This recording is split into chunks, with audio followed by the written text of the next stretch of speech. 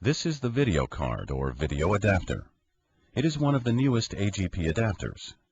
If your motherboard does not have an AGP slot, you will be installing a PCI video adapter card. Either way, they install the same way.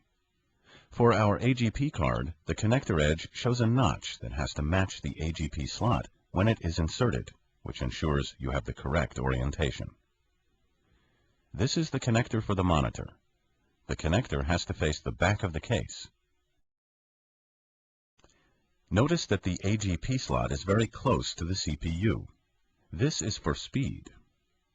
The closer the AGP slot is to the CPU, the faster the transfer rate will be. The video card has to exit the case, here. You have to pop out the cover of the video slot port. I can push this piece of metal from the outside and pop it off. It comes off very easily. Now I take the video card and face its connector to the port of the video slot. I match the connector edge to the AGP slot of the motherboard and insert the card.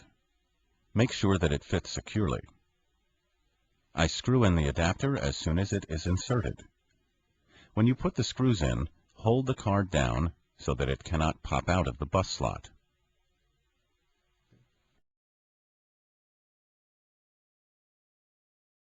This is the sound card. Take a look at the connector edge. The length of it indicates that it is an ISA connector and has to be inserted into an ISA slot in the motherboard. You can identify the sound card by its various connectors and the jacks for the speakers and for other in-out audio devices. This is the ISA slot we will insert it into, but first we have to pop the piece of metal out. Then insert the sound card like this. And like we installed the AGP adapter, make sure it fits tight and solid. This is the network card. Pay attention.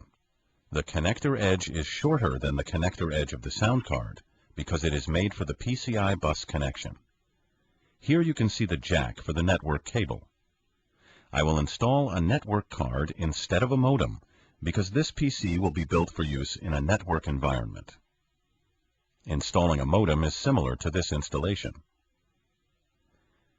So this PCI connector from the network card has to go in one of the motherboard PCI buses. I will choose the bus that gives me some space in between the other installed cards. First, I remove the slot piece of metal next to the PCI slot for the network card. Make sure to match the notch position of the card with the PCI slot. Tightening the screw sometimes causes the card to move in the slot. If the card is not sitting in the slot properly, the system can fail or behave erratically, so make sure to check your work.